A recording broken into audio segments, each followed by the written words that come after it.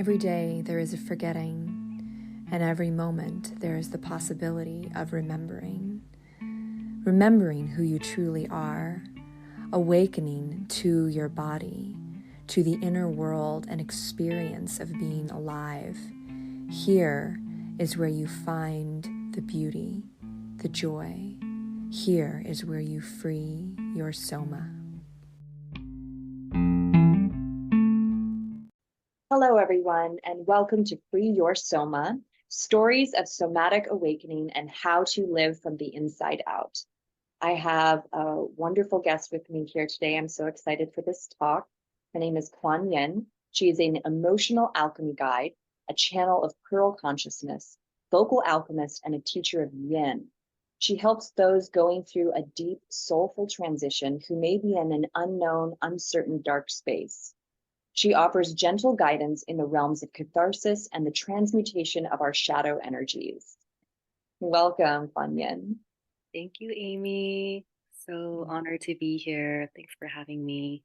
Yeah, absolutely. We're going to talk today about some of all what I just mentioned about transmuting our shadow, about working with our shadow, about coming out of dark spaces, right? Or how to work with them instead of fight against it and, withdraw from those dark spaces as many of us, do. And we're going to also talk about the collective trauma that we all went through, about 3-4 years ago during the pandemic, and how you're doing some very powerful work to help people process all of the grief and the anger and all the emotions that were really heavy in humanity during that time. So this is a really great conversation. I'm so excited to have you here. Could you introduce yourself a little bit to our audience? Yeah, so, well, first off, I just want to presence, since it is Free Your Soma, the things that are happening in my somatic body at the moment. This it always tends to happen when I'm kind of, the spotlight is on me to share of myself, where there is this kind of like constriction that happens. Yeah, so I'm just presencing what's happening in my body right now with this like place of fright and excitement and like, oh,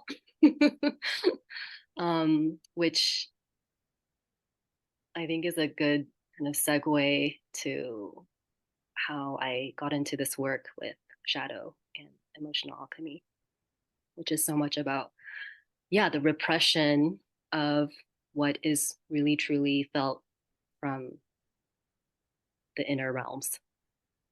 Yeah. And so, yeah, I got into this work through actually like really hitting a wall really hard again and again and again, um, in a certain period of my life where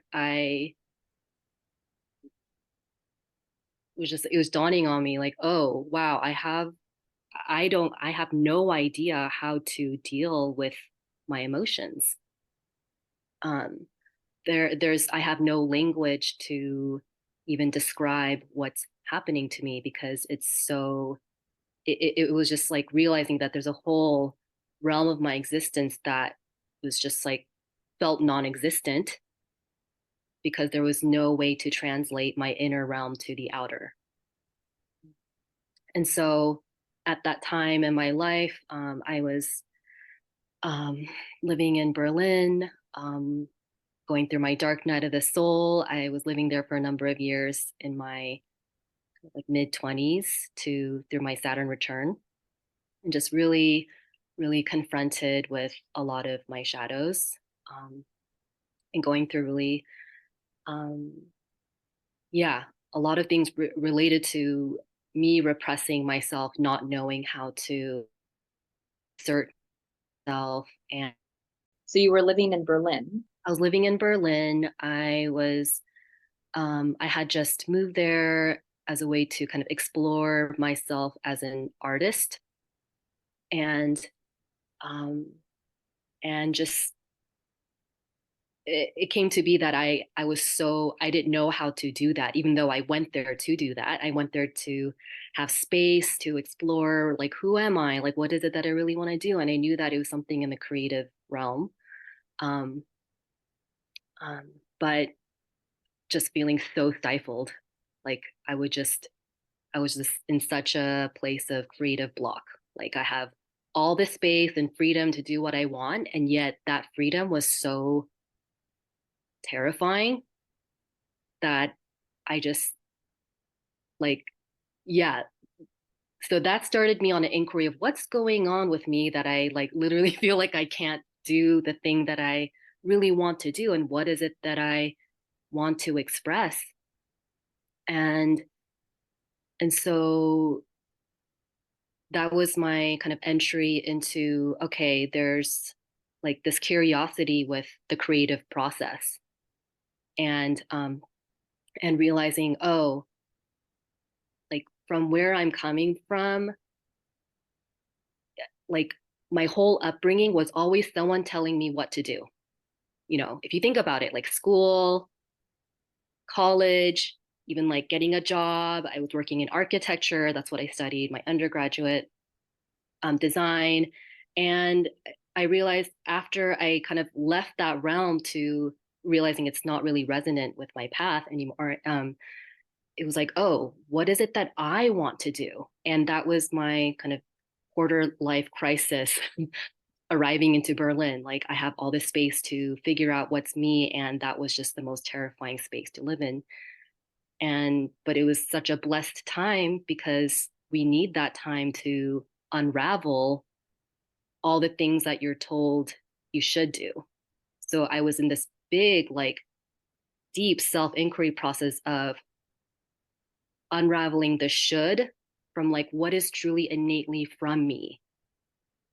Yeah, and so much of that is tied up with our emotional states because if you can, I mean, I have a 5-year-old, and when we're children, like unless, very early on you get, a certain level of suppression, like children kind of like are expressive naturally. They express their feelings. They let you know when they're sad or they're upset or but over time we get conditioned out of expressing how Mhm. we feel, and we actually get disconnected from how we feel because of what you just said, because of all of the Mhm. shoulds and the kind of authoritarian Yeah, control of the systems, whether it's the system of our family and our family culture, or whether it's school, or whether it's the culture at large saying this is how you should look to be successful, or this is how you should behave in order to be loved, right? Like we have all these kind of conditions around us that conditionality. create Yeah. a little prison that we don't Mhm. even realize we're living in. And it sounds like you became very confronted with that when you had all this space, like you said, to do whatever it was you wanted, and you felt that the thing that was in the way was yourself. Yeah. Yeah. Which is the most, well, in a way, I'm getting to the essence, right? Like, okay, so I really need to look at myself. Um, and and for me, I felt like that conditioning maybe started really started early on to stifle what I'm really feeling. Yeah. So that was, I didn't, it kind of started very early on where, I mean, also being a natural introvert, a child, and yeah, so that inner emotions place, that was really also in my culture growing up, Korean American. Maybe there's like an extra layer of no, that is not okay for you to express that.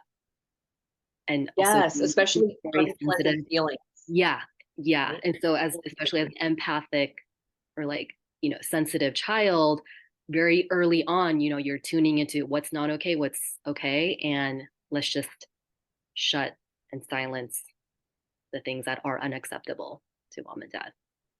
Yeah. So then here I am in my adulthood having no idea, like my emotional compass is so off, like not knowing how to read my emotions, you know, and You're not reading knowing, everybody else's, right? But yeah, you're not reading your own. yeah, knowing everyone else's, but right, not knowing my own and having no idea like why I was even having a panic attack. because I'm so off of being attuned to myself, that I'm having panic attacks and all this anxiety and not having a clue like what's going on with myself. And then again, and then the really difficult thing is judging yourself so hardcore about it.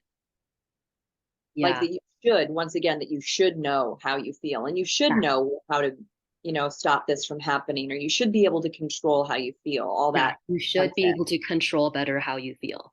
I think that was, yeah, that was the gist of, yeah, that prison mentality. So that took me, but if, that took me on a whole journey, deep dive into trying to understand myself. Yeah. And, um, and through that, yeah, I just became kind of obsessed with self-help and shadow work and inner child healing. And once I started getting it, oh, and also around that time was when I was having insane body dysmorphia stuff with my skin. And of course, when, I started to make the connection between repressed emotions and my physical health and, and, and all the stuff that was, yeah, happening with my skin. That was a big trigger for me with acne, and that's a whole nother shadow realm of, our ideas of beauty and lovability with physical appearance. And yeah, my tower, all the tower of that feeling like, oh, I like my attachment to the things that I had to, the conditionality, right? Like growing up in this culture and being female, and you're supposed to present yourself a certain way and all about the surface. Again, it's like the dismantling of every attachment to the surface thing that prioritizes surface over what's happening inside of you. Right. So, yeah. Yeah. And I mean, we use this kind of word like objectification. And I think that it gets Oh, overused. We don't really know what it means, but it means to see yourself or see others as an object mhm. rather than a living, feeling entity that is like having an embodied experience that is ever changing and evolving. What you said a moment ago about seeing that connection between the things that were happening in your body, like literally on your skin or in your stomach, right? Or really Yeah. feeling these physical Hmm. um, expressions Hmm. of the repressed emotions that were not getting processed and moved out. I think that that's becoming something people are understanding more than they were like maybe when this was happening with you, like, 8 to 10 years ago. I feel like people weren't as aware of that. Some Yeah. people have been always, but I Yeah. feel like that's coming more into our public consciousness of like, oh, it's our nervous system. Of course, what's happening emotionally is going to affect the rest of our body. Absolutely. Yeah. And that I started realizing that's the root place we need to look at with the emotions. And this, do we have safety to feel this? Do we have safety to let these emotions be honored and held space for? And, you know, my upbringing was no. And so, and into my life, into my adulthood, because I was ignorant of this, I was also creating an unsafe environment for myself by pushing my own self away with these judgments about, oh, I need to get better about controlling myself with this, which created literal hell in my body.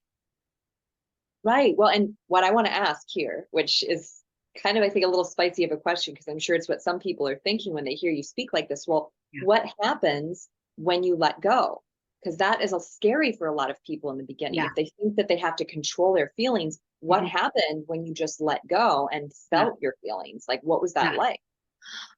Oh, and so, that's a whole journey in itself, right? Because it's not just about, okay, I will decide to let go now, as if it's a button you can press and like, okay, all of it let go. No. Right. But I do believe that, I mean, you have to work in layers, and with the amount of safety our consciousness, psyche, body can feel to let go in increments. Like, okay, this feels so with me, it started with really owning my anger was like the first point of owning myself. With like, oh, this interaction that's happening with me in this relationship, like acknowledging this does not feel good. And just getting to the place of I am disturbed by this. I give myself permission to be not okay with this. It's okay to not be okay about this. And that was a huge first initial milestone. Like, oh, Yeah. okay. Yeah.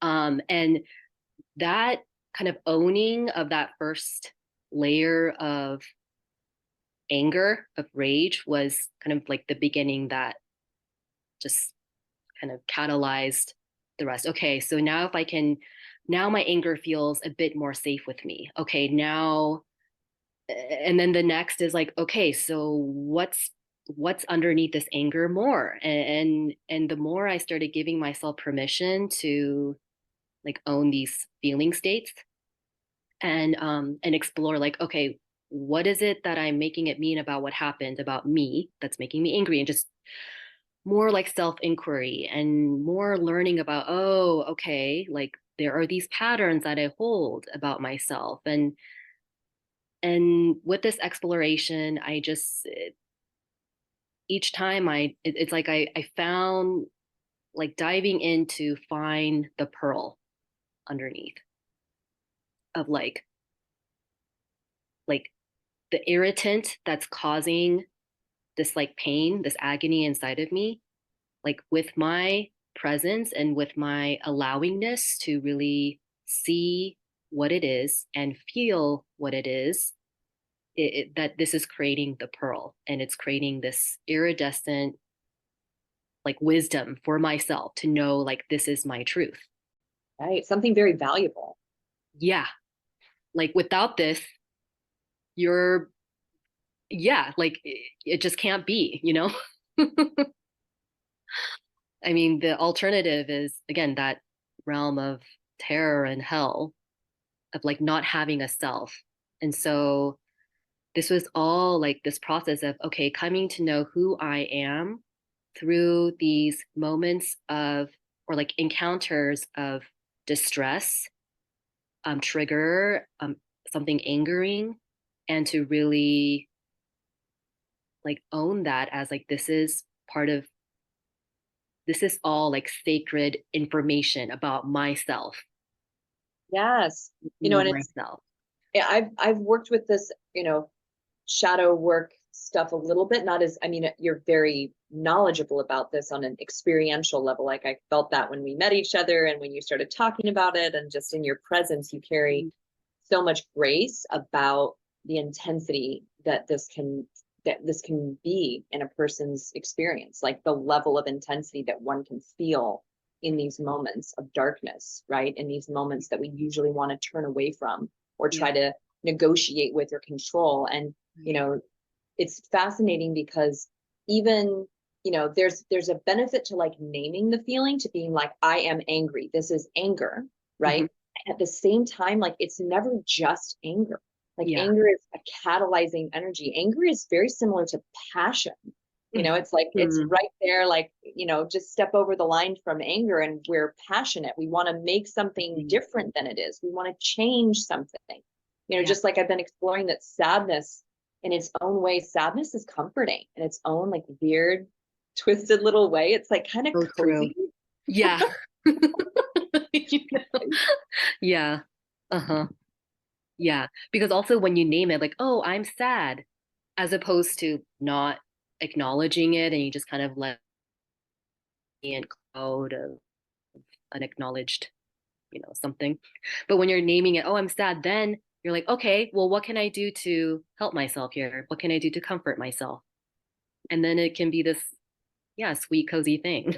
Right, where we take care of ourselves rather than just the feeling is too much and I don't want to be with that feeling because it's going to be too much. And I think that, it becomes too much when we pull away from it. But when we actually step into it, it's very different. Can you talk a little bit about that process of stepping into the feeling rather than avoiding it? Oh, wow. Yeah. This is resistance, right? Because we think in the moment, okay, this feels too much. So I'm going to avoid it. And in the moment, it feels like relief because it feels too scary or too intense to address it directly. But that's the thing. In the moment, it's like the short-term relief for an accumulation in the long term, which is going to actually give you, again, like the opposite of relief. It's just, yeah, like that, like it is basically resistance that's creating so much inner turmoil. Yeah. Accumulation is a perfect word for it, because that's what does happen Yeah. literally in our bodies when we hold on to Mhm. the things that have happened and we don't process them, we don't step into them and own them and let them Yeah. move through us, as you're describing. They get stuck in Yeah. our bodies and they end up, causing tension, stress, and pain. They, on a physical level, but also they cause like this feeling of being trapped, this feeling of being in your own way in Mhm. life. I think that we really are meant to move through and with these Mhm. different parts of our Yeah. human experience. And so, Mhm. for me in the last couple of years, just, you know, being able to accept that I'm human and that it's kind of messy and Mhm. disturbing, and Yeah. there's going to be messy and disturbing times, if I can just like accept that premise, Yeah. rather than be really uncomfortable and afraid of it. It's like Mhm. those dark experiences don't have to last as long. It's Yeah. only when I'm fighting it and resisting it and not wanting to go there that Yeah. they sort of just be drawn out forever and ever. And as you said, Mhm. like allow for an accumulation that's going to Mhm. cause some kind of issue down the line. Yeah. And I think that's that moment or that realm of, oh, I'm scared. This is too much. That's the space I feel that we need to put in so much compassion there and gentleness, like in that very, it's that liminal, like indecision place where we're scared, like at the precipice. And I mean, this is where we tend to withdraw and get really isolated there because there's so much also internalized shame about not knowing or not feeling like you're capable of confronting it. And those are things that are also coming from really earlier parts of ourselves, the inner child that didn't have or is needing that supportive presence to help through that challenging moment. A lot of us are carrying memories of that support not being there. It's that void place where no, there was no one ever there for me. I was always alone there. And so that's that deep loneliness trigger that comes up with no, I can't do this alone. And it's true. Like we're not meant to actually like know how to regulate ourselves alone. We need the presence of other people with regulated nervous systems to help us hold that space as we go through it. Yes, So absolutely. yeah, That and we've never had that modeled for us. Of course, you don't know how to do it for yourself, and then we self-blame, and it's so sad. And we need to know how to see, like, oh, this is just me about needing support here when for it's there. sure. And I feel like, as you mentioned before, like some some cultures in the world are going to be more adapted to that than others based Mhm. on like their cultural history. Mhm. Like there was, I don't know if you've heard of this research, but there was all this research in like the 80s and 90s done on these Romanian orphans Mm. who were not touched. They were physically not Oh God. touched as babies. And so many of them grew up with developmental and sensory challenges Oh and God. like sociopathy and things like this, because they didn't have that regulation of their nervous system. They didn't have that physical touch and physical love that lets them know like who they are and where they are and how to be, like how to actually be a person and process life. So much of that is learned through our early experiences, and then if they were raised in an orphanage, they weren't getting that attention. But, and also you could probably look at like the history of Romania and like talk about like culturally why they had an orphanage that, was like that. And I know that at different times that happened in parts of Korea, where there was a culture that didn't acknowledge the necessity of that co-regulation. You know what I mean? Yeah. We could look at different parts of the world or different cultures, and I think that there's an ebb and flow to this. I mean, for example, in Western culture, it's incredibly common for parents to have their baby sleeping in another room with like a wall or maybe multiple walls between them. Yeah. Versus places in like other parts of the world, like that would never happen. The baby sleeps like right next to the mama, like touching her the whole 8 hours or whatever that the baby and the mama are sleeping. So I think like there's a lot of different ways that humanity has done this over time. And right now, like at this stage with the, internet and the way that like, who knows who's going to listen to this interview. It could be someone in a completely different country listening to you talk about this stuff and, having their mind like open to these realities that like, that wasn't part of their culture, that they didn't get that co-regulation. Oh, it's so, that just like gives me so much, shivers just like thinking about all the babies who are not being held. Yeah. Or if they were born during a wartime or they were an infant during a wartime, there were things that were of higher necessity just that they stay alive then they get, and then they're getting the co-regulation of their parent in a state of fight or flight, not in a state of calm. And that's the thing on the subject of like survival and what we kind of, I know the mentality my parents are coming from with in terms of like hierarchy of needs was definitely their priority was like very much in the physical, like, oh, having like a house, a home and making sure we always had food, of course, and those kinds of things. So that was what they thought as, okay, this is, we're providing for you. But it was not in their radar at all about emotional connection. But emotional connection, emotional closeness. And that's something I think that is a big blind spot for Korean culture in general. And actually many other, like most other cultures too, we're just kind of all in the dark ages about that. And it's changing more now, but in our generation, but in terms of like emotional closeness and connection being, this is the foundation for all the other needs, actually. If we don't have that being seen, being held, closeness, and being acknowledged in what we're feeling, like we're so, like, I feel like this is why we're in this like war ravaged world that we're in, because of these like lack of emotional needs, this not knowing the importance of that, to like know how to repair things, and holding on to generational anger and holding on to generational emotions that are remaining below the surface, that are not being owned and acknowledged. They're just being perpetuated as these realities, when in fact they're felt living experiences in a person's body that can be changed, that can be altered. Yeah, because at the core, I believe we're all, with every emotion at the core of it, it's all love. Like there's anger, there's despair, like all the range of emotions that exist, that we all have access to feeling. But if any of those, if we don't go through the full cycle of feeling them, like the full completion cycle is always to return back to a sense of love and connection, of knowing like, okay,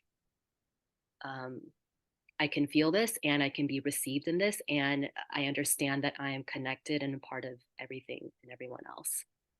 And so, but if we don't actually have the support and space and safety to like really go through to feel all of it down to its root core, back to love, then we're just staying stuck in. Right, we're staying stuck in anger and resentment and hatred and rage, because we're not following the emotion all the way, like you said, to its essence. Back to our core essence. Yeah. I mean, I'm almost thinking of it as like it's a cycle, it's a natural cycle of existence because everything in nature is cyclical.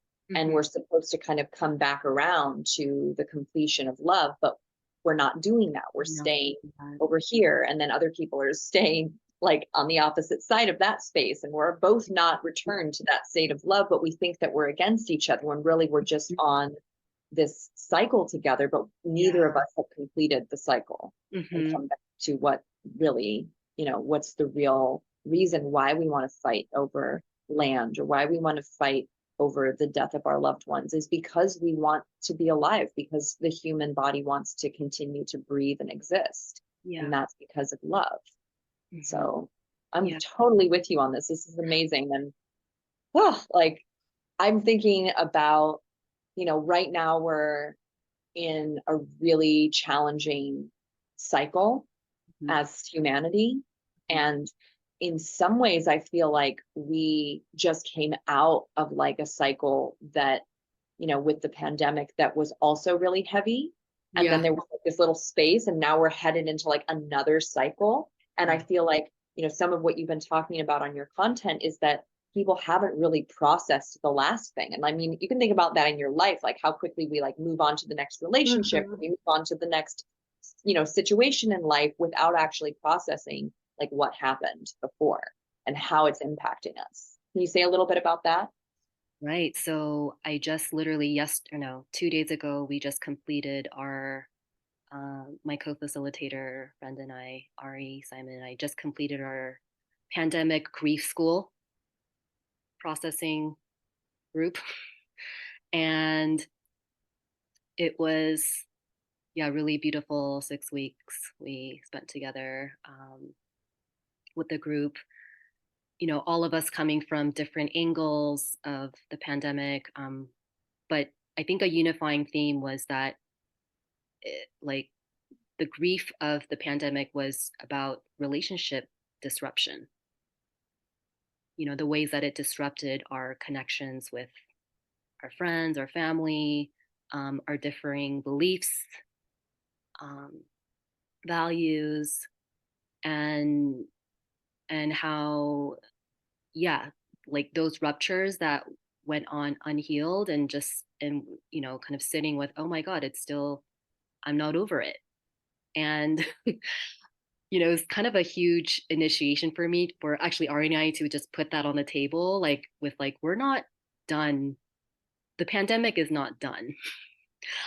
Psychologically, I mean, on many levels, it's not done, but like psychologically, we have not dealt with the ways that it's so deeply psychologically impacted us, and kind of going on like a wait a minute, no, life can't just go on as if we need to address what's been happening to all of us, because certainly so many of our lives have completely changed. People made really big drastic life shifts during that time, and there's been a lot of, yeah, relationships that were kind of permanently altered from that. Yeah. Absolutely. Yeah. I mean, I'm thinking back on that time and just how many people I knew who, were like really either anti-mask or pro-mask, and they could be like Yeah. in the same family group, and it would be Yeah. causing these literal like rifts in relationship. Yeah. Someone would decide that they were just, going to go ahead and have their birthday party or go ahead and have Christmas, and some other member of their family or culture, would be totally livid Yeah. and They're like, upset. I can't believe you did that. Just like, Yeah, yeah. and not to say that their feelings weren't valid either. They were living under a fear of like, maybe their mother or their brother or their disabled child or Yeah. whatever it was, like being impacted permanently Mhm. by, what they considered to be others' frivolous choices. Yeah. You know what I mean? Like it was really charged up. And now we're just like going back to like, oh, it's all good now. Yeah. Christmas is on. We're not talking. Yeah, there's a lot to talk about there. Uh-huh. Yeah. Right. And I was giving Sure. an analogy of what it feels like in the current world. I mean, when we were first starting to put this grief school out there, was it still kind of feels like you're meeting all of your family for Thanksgiving dinner, and everyone has a secret grudge against each other still, maybe a little bit, but no one's talking about it. It's just awkward dinner, just quiet. because no one's really talking about the pink elephant in the room. Like that's what it feels like with the pandemic. It just kind of, everyone's tired of it, and everyone, we're just all fatigued from all of the drama. Yeah. So that was a really big opening statement with all of us getting together, was that, why does it feel like it's hard to even bring up grief at all? And it's just like this fear of being a Debbie Downer, like, oh, I don't want to be that person, you know, bringing down the vibe, talking about this heavy thing again. Like, don't we just want to be over it? We just want to be Right. done. And I think you're bringing up something really important too, is that, if we as a culture are not comfortable with moving through Mhm. our emotions to their completion, it's Yeah. going to be uncomfortable for some people when you actually feel your feelings and you do that like in their presence, when you actually express your anger or express your sadness. Mhm. There are a lot of people out there that are just going to be like, oh, you shouldn't be doing that. Like that makes me uncomfortable. I don't Mhm. want to experience, your anger, like, because I'm Mhm. not comfortable experiencing mine, and that was honestly, I'm speaking for myself. Like that was me for a long time. I was very uncomfortable with like other people's intense expression of feeling because I wasn't really allowing myself to go there. You know what I mean? So I think like in regards to the pandemic, like there's a lot of, what did we call it at this time? There was this word for it, like virtue signaling Oh of yeah. like, this is how you should be behaving right now, given these conditions. Yeah. This is what you should be showing to the world of like how it's okay to behave based on these like circumstances, Uh-huh. right? Yeah. And no, like we just need to throw all the shoulds out the window. Because yeah, like we're all, I would say we've all been collectively pretty fucked up, from everything. And things are continuously going on with shadow, um, shadows of the human psyche, exploding out in all these Yeah. ways. So yeah, another big theme of the grief school was about how just the demonization of the other. Like that was, I think, a big theme of the pandemic. Like, oh, what? You're doing something that you know, that makes me unsafe. So you are canceled. Or like, I don't know, just like this big thing of, yeah, like if there's anyone who I see as a threat, like, yeah, kind of demonization. And I think that's a big shadow, just in general, to be aware of within the self. And like how do we work with the opposites, happening, like opposite beliefs, opposite, um yeah, someone who's just holding a different opinion. Like how do we deal with that? And I think the pandemic was a good example of like, oh, how we don't know how to handle that. Yeah. I think Yeah. that there was a lot going on during the pandemic with like experiencing or relearning about boundaries, because we had all that like, social distancing, like physical boundaries. You weren't supposed to be like hugging people or like touching people. And, you know, then on top of that, there was this boundary of like, I mean, I remember at different times, like, you know, wanting to see someone that I would normally see on a regular basis and just literally being even afraid to ask them if they Yeah. wanted Like, to meet up because I was afraid I was going to offend them, yeah. or upset them by merely suggesting that we meet in like a public place, like outside wearing masks, like I didn't know like if they were, how they felt about all that. And so there was like a boundary that I like created on my end of like, oh, I won't bother anybody. I don't want to upset anybody. Right. Yeah. Uh-huh. Yeah. Yeah. And then, so I feel like that's also all this watchfulness and not knowing and being super careful and really mindful. But like, where did all of that energy go? And that's all, like, we were talking about accumulation, right? This accumulation of what is okay to do with, like, what is the okay way to connect, which is yeah, and I think we're just still dealing with that, with like what's the appropriate thing now. And when the pandemic created so much of this, yeah, separation, distancing, and like isolation and loneliness, Yeah. and not Yeah. just physical loneliness, but it's like also deep kind of psychological, social loneliness with, yeah, all the different ways that people were afraid of offending someone if you shared a different belief.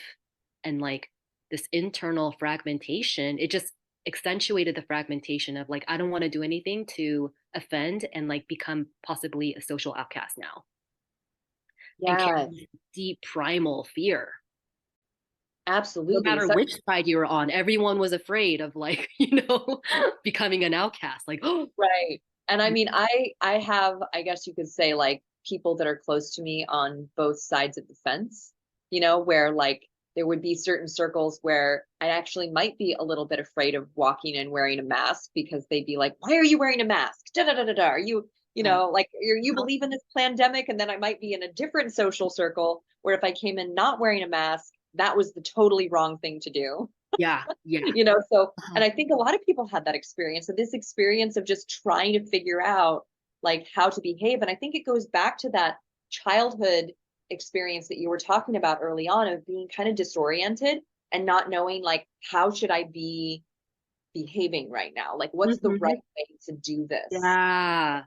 That like kind of fear and disorientation, I'm sure that it's left over in a lot of us. I'm sure that it's like down there, like not really worked out, because it wasn't like it started during the pandemic. It was just reinforced during that time, you Mhm. know? But the disorientation goes way back to like all the shoulds and the rules that we experienced as children, of like, I mean, it's hard because like I even do it with my son without realizing it. Like, I don't know if you've heard a small child shriek recently, but it is a very ear splitting, nervous system tightening experience. Oh my God.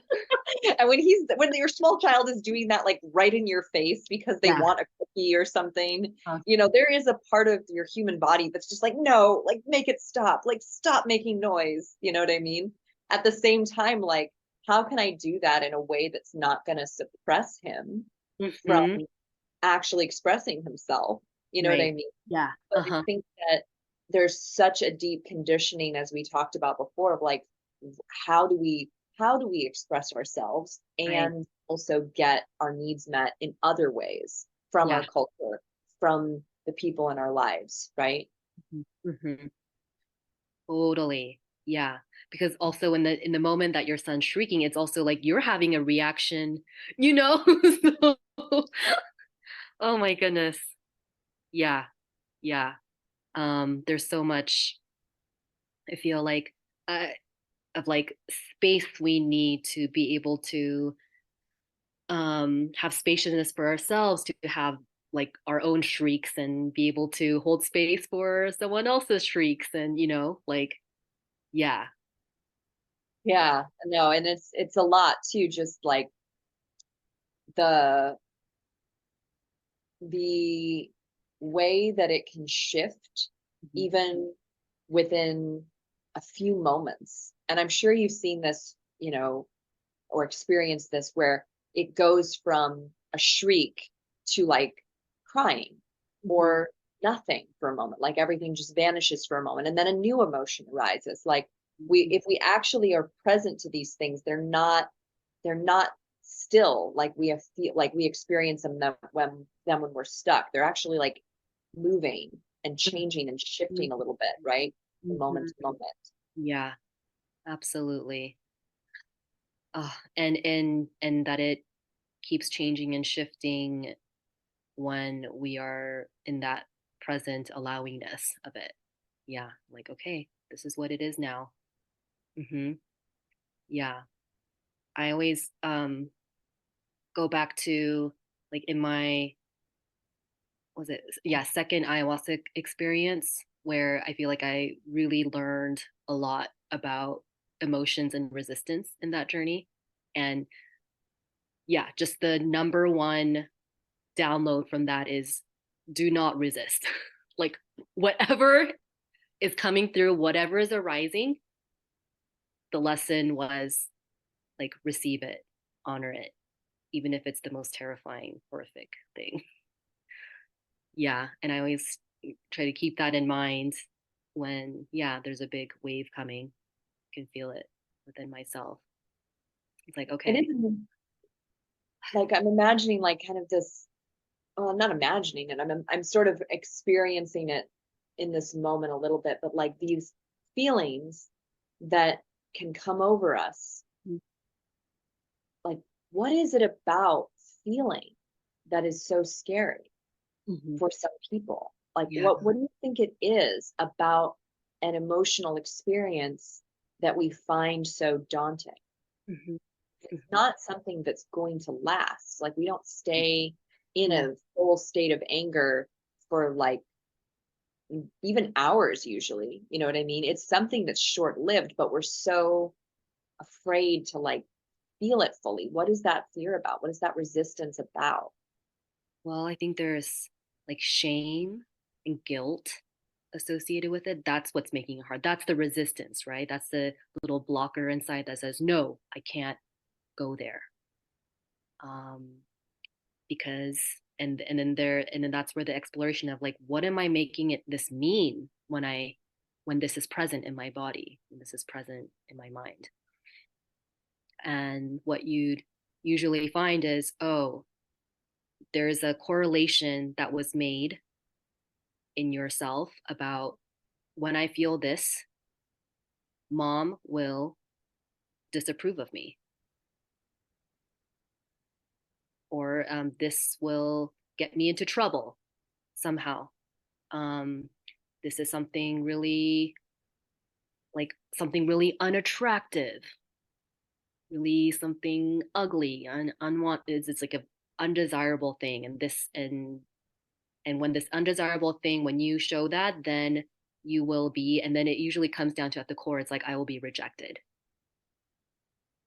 And that's a huge deal when you're a child because you need people to take care of you. I mean, we need that anyway. We need Yeah. community. We need that attendance, but especially as a child, that's like life or death, you Yeah, know? it's life or death. That's why it feels like a life or death situation internally, even though on the surface it may seem like, oh, this is not a life or death thing, like that you get angry with someone about this. But on a deep emotional level, it could feel like, oh my God, no, I will, if I show this, I will die. I will be excommunicated, rejected, and die. Right. My life as I know it will end. And I Mm-hmm. think that, you know, kind of speaking this out and like spelling it out a little bit here, if you combine that with the literal like life and death stress of a pandemic, of Yeah. this sudden illness that's killing people off, and there's this mystery about like how, you know, horrific it really is. Like some people are experiencing it very directly. Other people are like, I don't even know anybody who has it yet. You know, there was just this whole charge around this of it literally feeling like a life or death scenario for many people. On top of that, they had all this social stuff that was going on that Mm-hmm. reinforced that like fear pattern even more deeply. Yeah. In this process, you know, I'm sure there was a lot of fear and anger that came up. Mm-hmm. What were some of the things that people felt like once they had kind of released or integrated the upsets that they had gone through? What were some of the results for people? I would say like grieving together about the things that had happened, like everyone acknowledging, oh, it's so important to grieve as a community and just to come together to, no matter what, painful thing happened, that somehow it became bearable and when it was shared with each other. Wow. Yeah, so that people could be witnessed People to be in their witnessed. experience. Hmm. Yeah. And that, like that the most kind of painful thing about all of it, it all came down to, yeah, relationship rupture and the isolation and loneliness that created. And so I think just coming together as a community and sharing your experience and just having a space where it was really okay to still be upset about it. yeah, was like a huge like kind of weight lifted off of like, okay, I can kind of move on. I mean, of course we're still like always processing something, but at least like there was something here where okay, we can keep going on, and the experiences that happen just now we like can find a place for it. Yeah, because it was tended to. Yeah. Yeah. Wow, that's amazing. And Yeah. I think that um, more people need this. Yeah. When you're doing it again, or if you're going to do it again. Are we're like, Yeah. I think grief school is needs okay, next semester. Actually, Yeah. we're starting January 8th next semester. That's yeah. And it's a So 6-week program. program. How Hmm. many people were in it? How many? This time I think there were 15 of us. Yeah.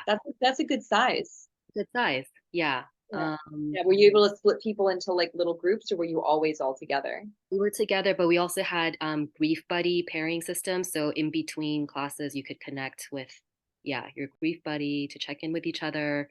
And also, like during our sessions, we would also have like pair and share time. So it wasn't always a group sharing thing. Could have like more individual one-on-one Nice. missing Yeah. with each other.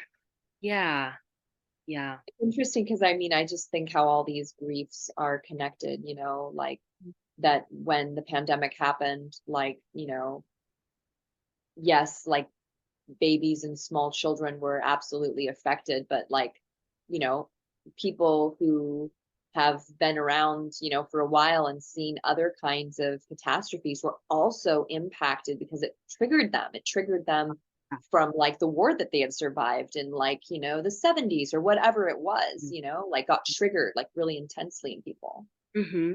Oh, and we had a guest speaker come in one of our sessions.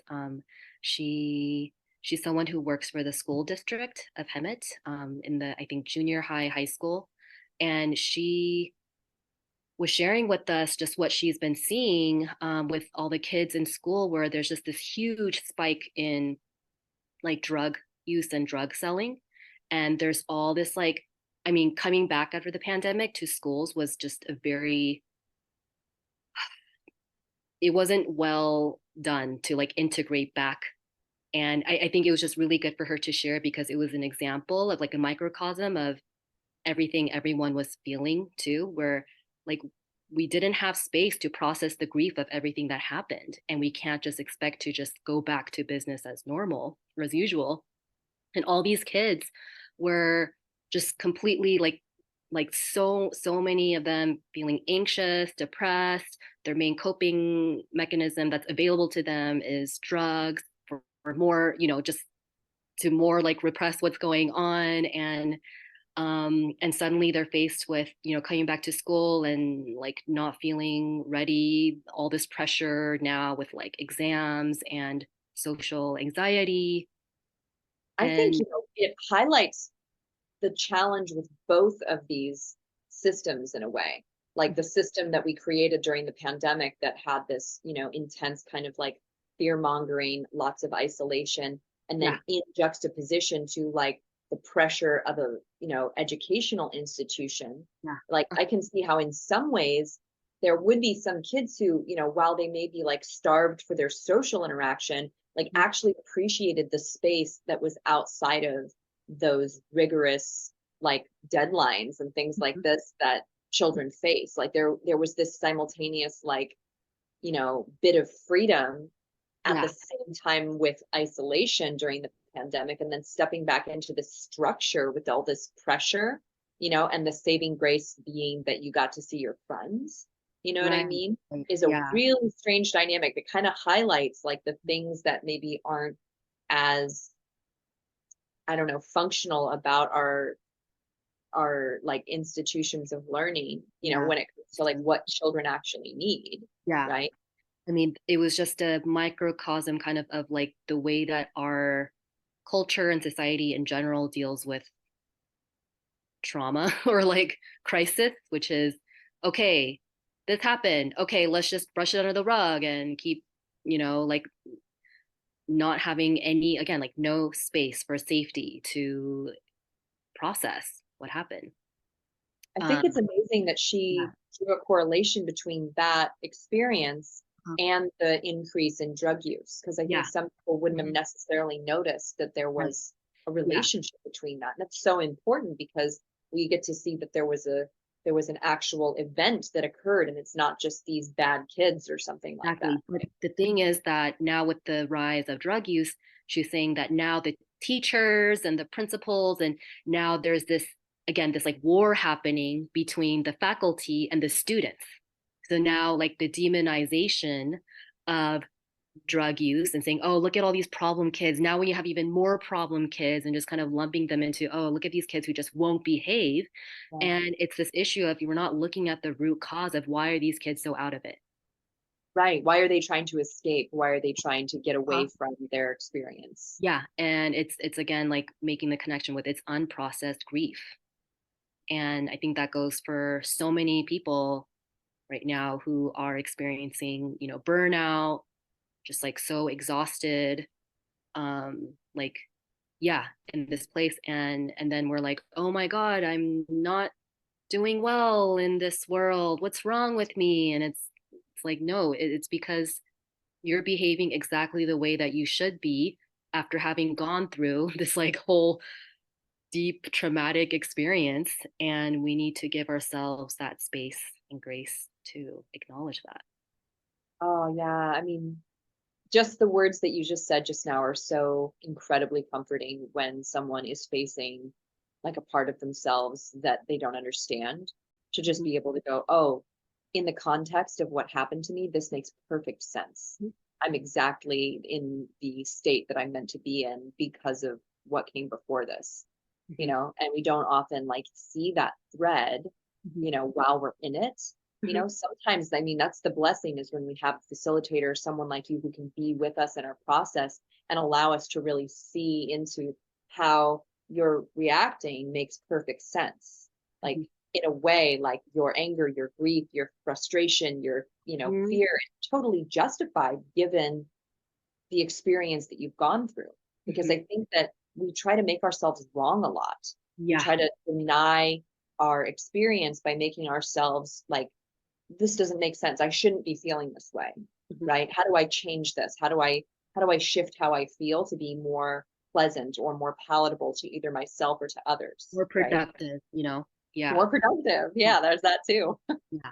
And I think that's the thing with, again, like when you're in your own bubble, isolated and disconnected, it's even easier to just keep self-flagellating about that. But then when you connect with others and see, oh no, it's not just me. This is a collective issue. I'm part of this greater grief uprising right now of like all the unprocessed grief of all the ages that's just, coming up, and how, yeah. So like with that, there's more empathy and compassion. Like, oh, it's not just, I'm not just the only one dealing with this, having this problem. Yes, that can be so, so comforting to see that other people, I think about that with, with my work, a lot of it's about muscular pain and stress that people hold in their muscles, right? And it's surprising to me, you know, before I started this work, I would look around and see, these like beautiful, fit people who just seem to have everything. And I would just imagine that, while I was living in chronic pain, that their bodies were perfect and they had no issues. And now that I'm actually a facilitator of this work, the number of beautiful, perfect looking people that I interact with who are living with physical pain in their bodies or emotional agony, like, it is not something we can see from the outside, you Mm-hmm. know? And you may see someone who looks like, I don't know, maybe you consider them to have bad posture or something like that. And they could actually not be experiencing any pain in their body. But somebody else who's sitting perfectly upright could be like, my back is killing me. Like, we don't know how to see that from the outside, and we can't compare our experience to others because we're all suffering differently, and we're all suffering just differently, and we can't imagine that someone else like isn't, hasn't experienced some kind of suffering and has it together or has it perfect. It's just not true. And that's just the next, yeah, the thing about self-flagellation is you're comparing yourself with someone just looking at the surface. Yeah. Mm. Uh, yeah. Yeah. Wow. Well, this grief school sounds like a really powerful thing that the world needs. I'm very excited about it. January 8th, you said? Yeah, I believe if that's a Monday. Yeah. Um, Okay. yeah. Yeah, so it's coming Yeah. up. Coming up again, in about a couple months. And yeah, we just thought, okay, I think grief isn't going away. We're There's so much more to explore and offer spaces for this. And So during the grief school, is your emphasis on the pandemic, or can someone come in with their own particular grief about yeah, I have something a feeling, yeah, we're just gonna open it up to it's not just else? pandemic. And even throughout our course, it turned out like, yes, there were pandemic initially flavors of it, but it just became like, no, like grief is grief with the things that's happening today, the thing that happened 20 years ago, like all grief is welcome. I So love it. yeah. Oh, that's so beautiful. Well, if someone wants to learn more about this or reach out to you, or maybe they're listening to this and January 8th has already passed, but they want to Yeah. find out like when the next one is, like where would they find you? So you can find me on, oh, well, my website is kwonyin.global, KWONYIN.global. And you can follow me on Instagram at Kwonyin.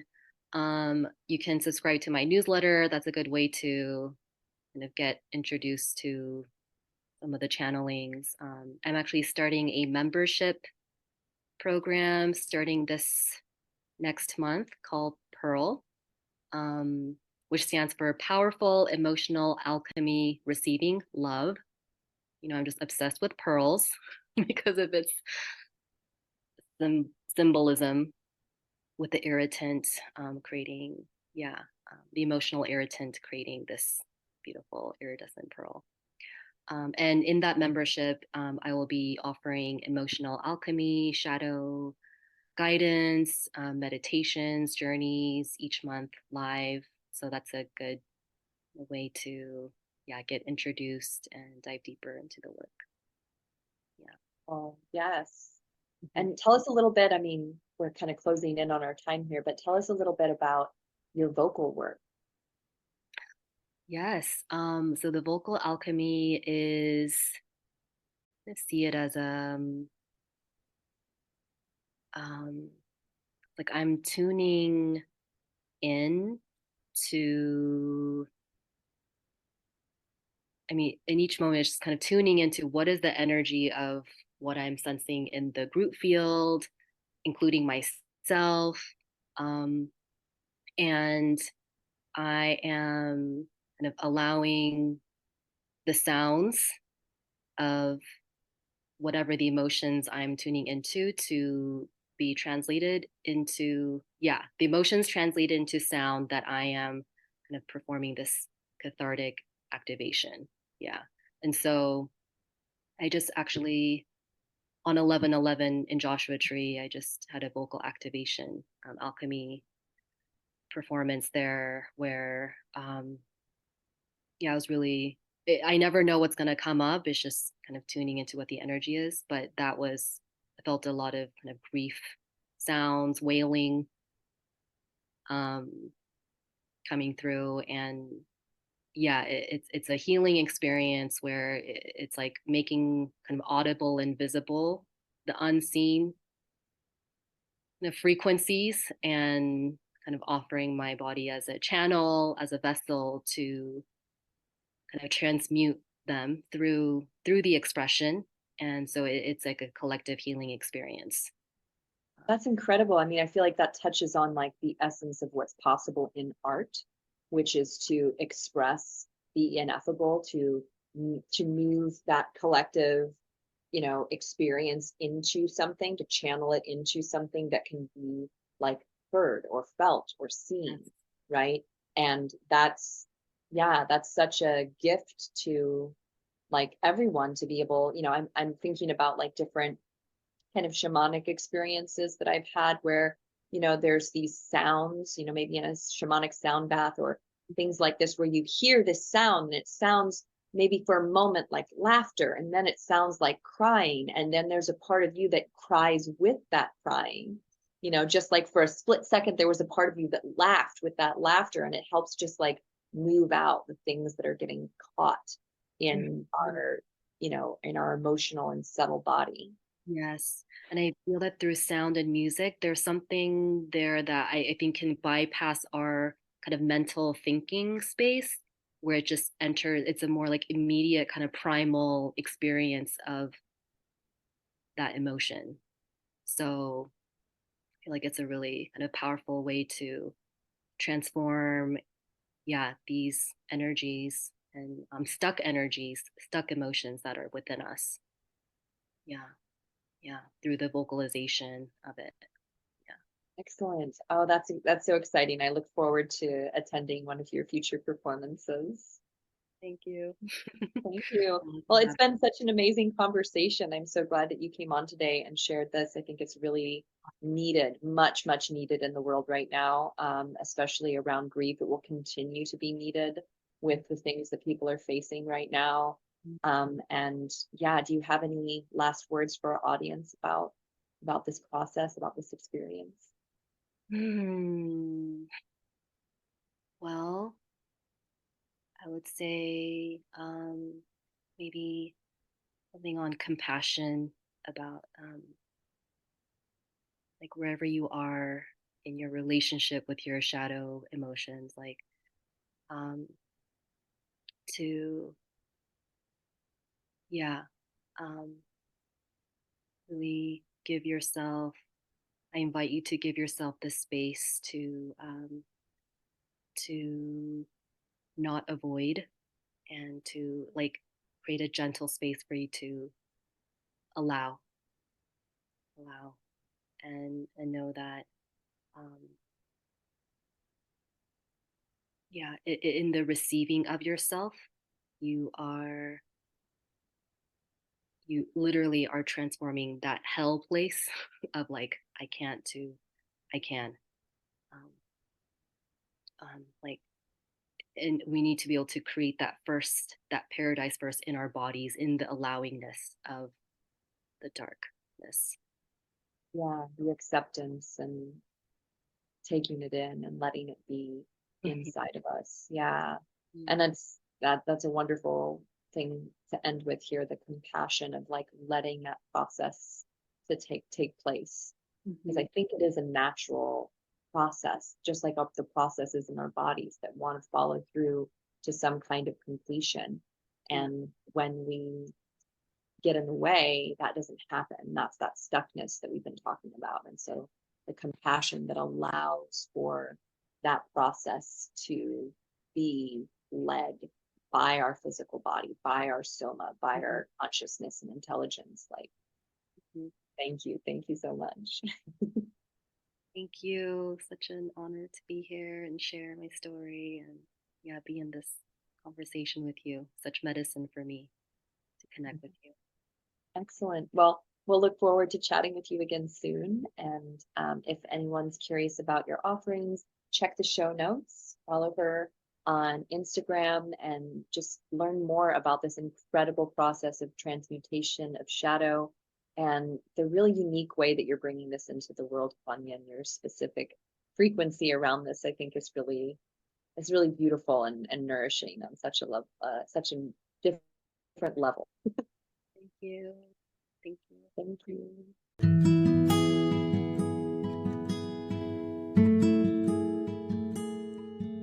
You've been listening to the Free Your Soma podcast.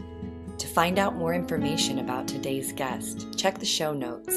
And to find out more information about me, Amy Takaya, and the Radiance program, visit www.freeyoursoma.com.